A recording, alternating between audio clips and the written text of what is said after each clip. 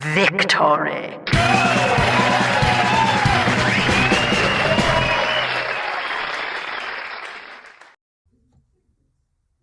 He's blue! He's blue! He's blue! A good generation's Grimlock was something that felt mighty difficult to acquire for a few decades. Let's go decades. With Classics 06 being a Velociraptor and Power the Primes. What a sick joke. I was aching for a good, solid, just G1 representation of Grimlock.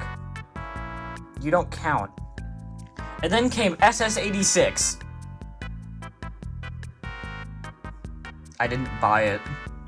I was too up my own ass. I was like, no, I have the Power of the Primes one. I don't need a new one. I don't need it. I don't need it. I don't need it.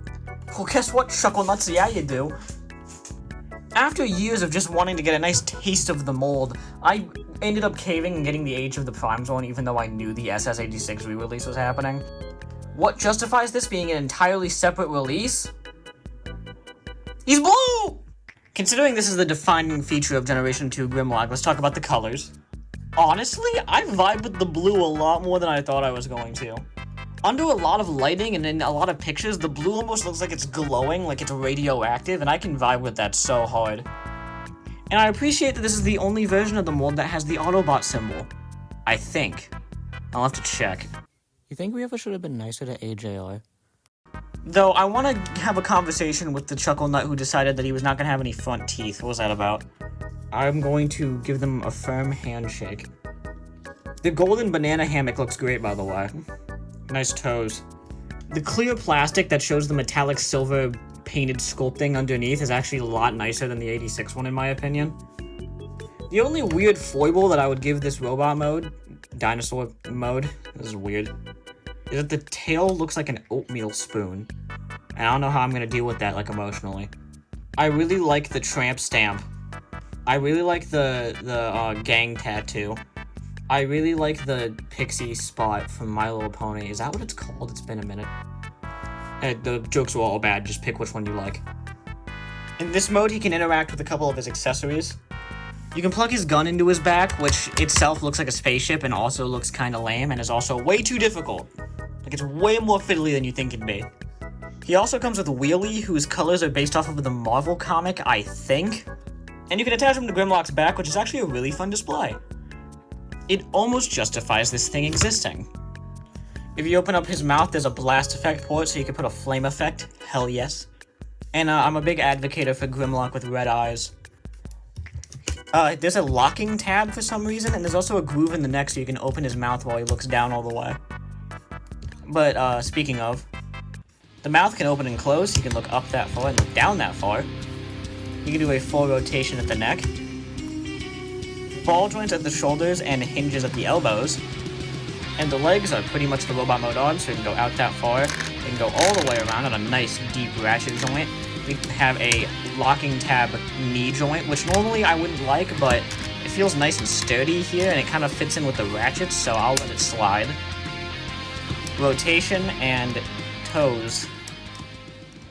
The posability is pretty alright for a Beastie Boy. Correction, he's pretty alright for a pre-Kingdom Beastie Boy. He's got plenty of joints, so you can get him into plenty of cool or kooky poses, depending on what side of the G1 fence you want to play on. And it's just a really good dino mode. But, you know, boring.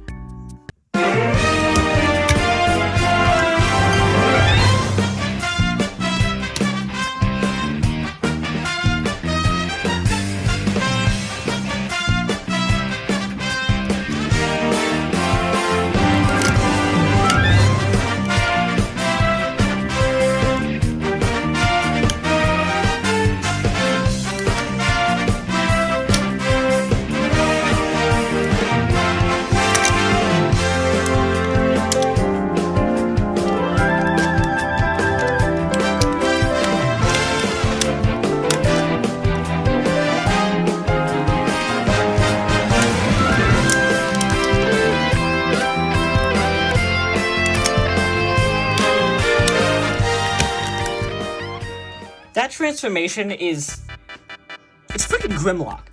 It works exactly how you think it does, though it does get a little ropey when you're transforming the dino butt / legs. There's a lot of parts clashing and clearance issues near the bottom, but I can't really imagine how else they would do it, so... Now let us behold the majesty that is this robot mode. It is absolutely gorgeous, from the red and the blue and the gold. It looks amazing. He's blue! And it avoids the thing that I have a problem with a lot of Grimlocks, where they make the shoulders too big. That only worked once. Once! And the red and green highlights actually pop out a lot more against the harsh, dark black, blue. He's blue!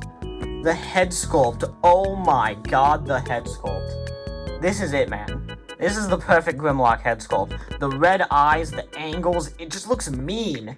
Maybe I would like there to be another version with maybe teeth in the little sides of the mouth thing, because I didn't really like it in the comics, but Geiger Power made it work, so it's fine.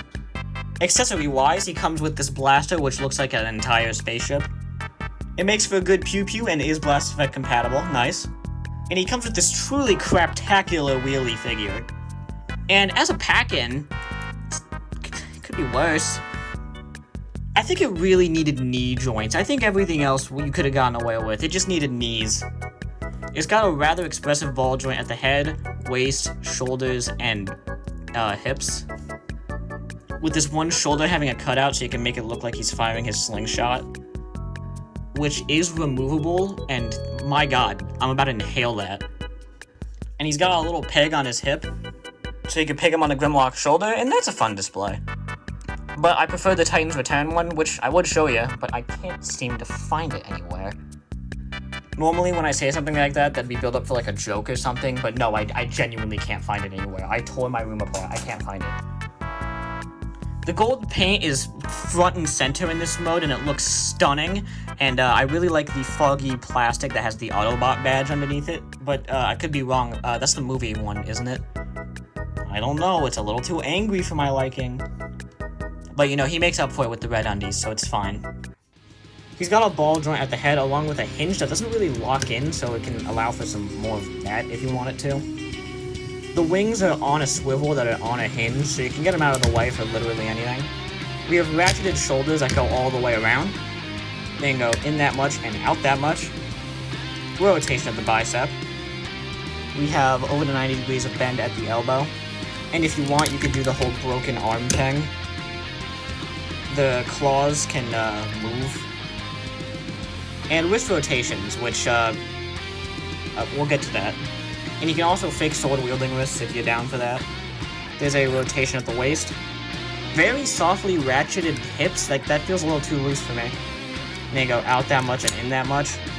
Seductive hips can do this. And he's got a...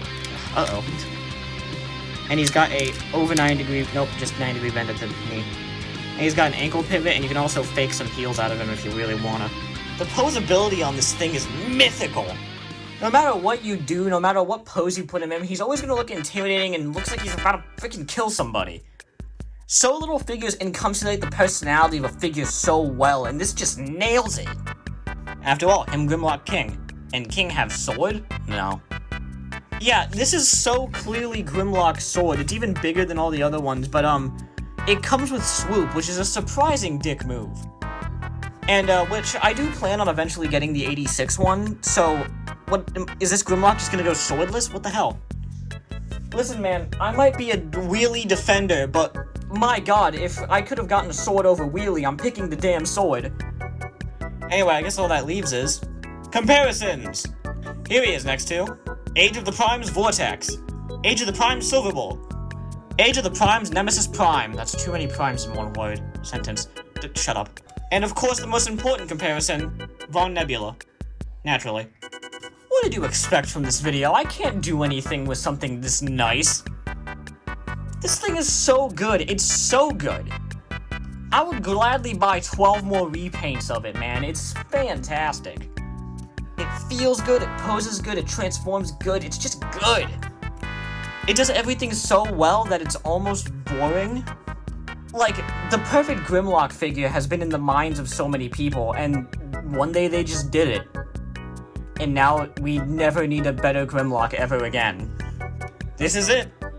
This is good. There's an almost melancholic feeling with the fact that now that we have the perfect Grimlock, there's no need for another one ever again, and it's kind of weird.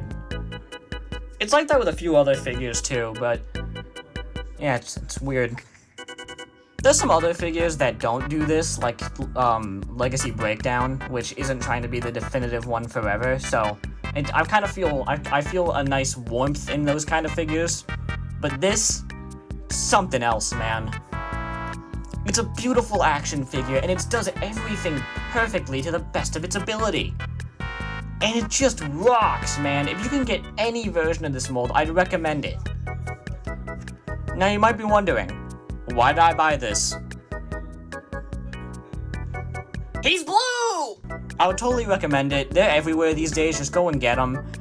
Ignore scalpers though, they're not real.